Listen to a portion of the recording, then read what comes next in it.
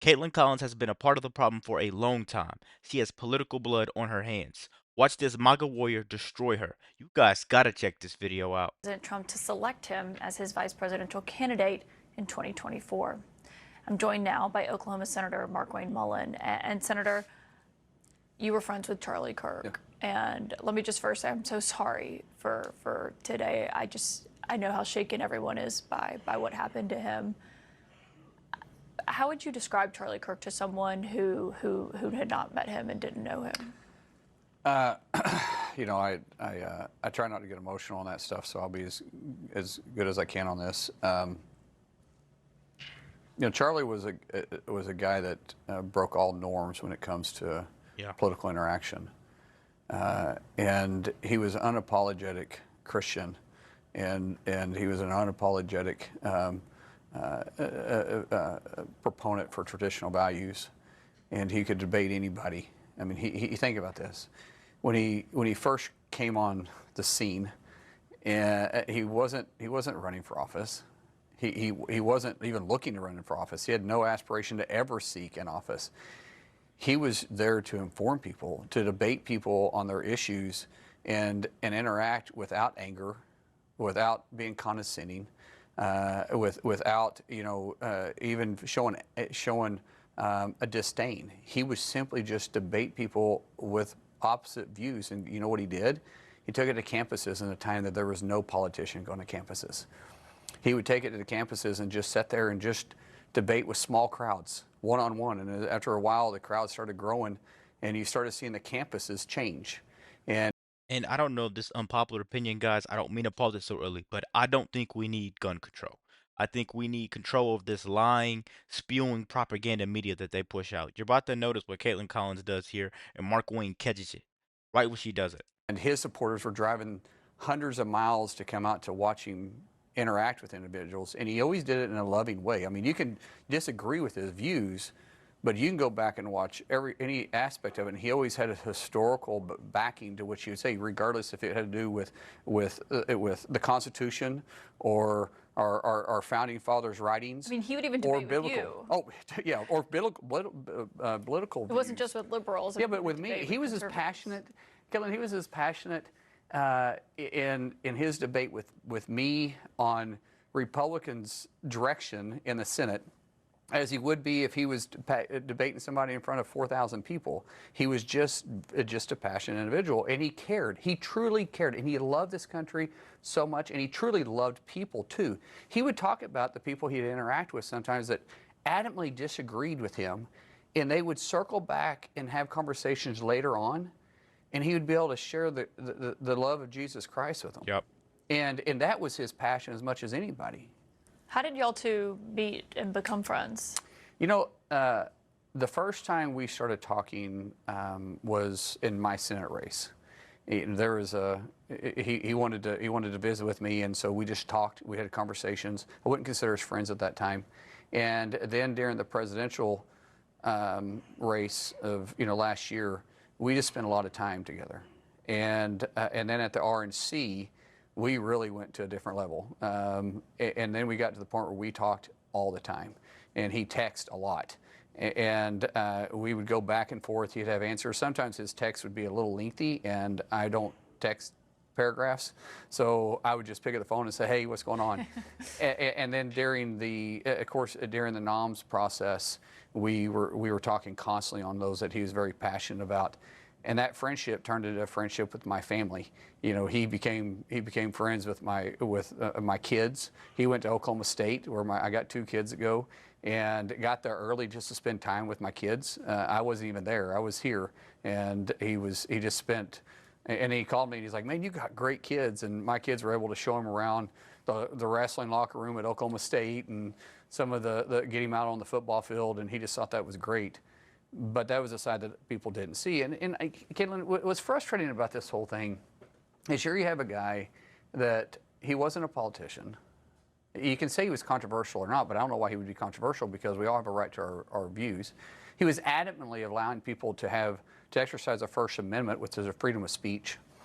And he would go there and just simply give a voice, give an opportunity for those that have an opposite view of him to state their position. in a safe environment. Why is that a threat to somebody? Well, Why it is it should a have been a threat? safe Yeah, environment. it should be a safe environment, but he provided a safe environment for his guest. Why would it be a threat to anybody? Why would because of his Christian values? Why would it be because of his What is it that you guys think? Because I think a line has been crossed. We will never be the same from this. With the assassination of Charlie Kirk, drastic change is coming, right? People of all ages are devastated, right? They're furious that this happened. I think right now it's either you pick a side, good or evil. Literally, pick a side. Please leave a comment down below. I really want to know. political views? Why was that such a threat to somebody that they felt like they needed to silence him? He wasn't making laws. Nope. He wasn't even able to change the Constitution. Well, I mean, and that's why we have so many questions about this shooter and where they are and Right. where this investigation goes. But I mean, I talked to a lot of people in the West Wing today who were talking about what Charlie Kirk meant for MAGA and for the movement, but also so many of them said, it wasn't just that. He was also their friend. And I just can't imagine how hard today is for people It like is- you who are friends with him. It is. It's a disbelief. As I said, I think before we got on the show, is that I've dealt with a lot of death in my life. This one hurts. I actually called my wife, and she's at the Mayo Clinic with my son right now, and I said, "This hurts." I mean, like this. This hurts because it was so senseless. It was just because someone disagreed with him politically. And I've had heated debates. We've had some heated debates. But that's just because we have the right to disagree or agree, and we live in the greatest country in the world. But to resort to this, I don't mean to make this political at all, but I feel like the Christian values and Christians are under attack. Because the same people that said that they feel threatened by traditional values, by Christian values, are now the same people that seem like they're attacking those that they disagree with Yeah. politically and religiously. And once again, I just use this for example for the last two horrific cases, but you don't see Christians going out there shooting up churches and schools and trying to assassinate political enemies. There was no assassination attempt on President Obama or President Biden. There was no assassination attempt on any of our Democrat colleagues. And Well, I'm not saying it hasn't happened. I'm just saying like Right, 'cause some in people are this gonna in hear this that. environment. In some this people are environment. going to hear that and say, well, look at what happened in Minnesota last year where Democratic lawmakers were shot, or Right. what happened to Nancy Pelosi's husband. I mean, it's unacceptable, obviously, Yeah. coming from anywhere. But I think with Charlie Kirk, he was just 31 years old. Like the idea that he's been, A husband, a father.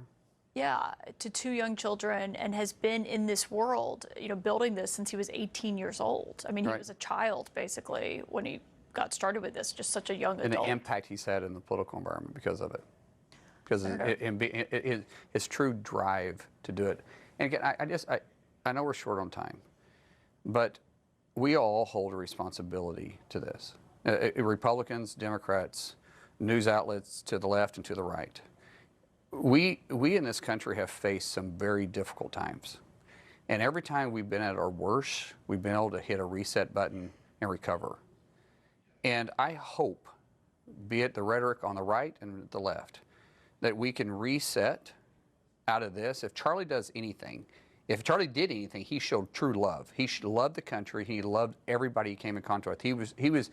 He truly embedded the Christian values into his walk every single day. And if he's done anything for this country, hopefully we can all sit down and say, hey, it's time to take a deep breath and embrace what we have in this country, but not resort to where it's went. The temperature needs to be brought down in the political environment, and this is a good opportunity to do that. Yeah, I think everyone can agree with that message. Senator, thank you again, and I'm truly so sorry for. The left think they silenced Charlie Kirk, but his voice is louder now than ever. I see countless things on my Facebook, people posting about it, a lot of negative stuff going on. But I think what we need to take from this is this guy was a family man, he was a father, and he had Christian values. And he spoke the truth a lot of the times. He just loved the good debate. Let me know what you guys think about the quick video. Be sure to like, comment, subscribe if you're new, and as always, let me know what you react to. We're out.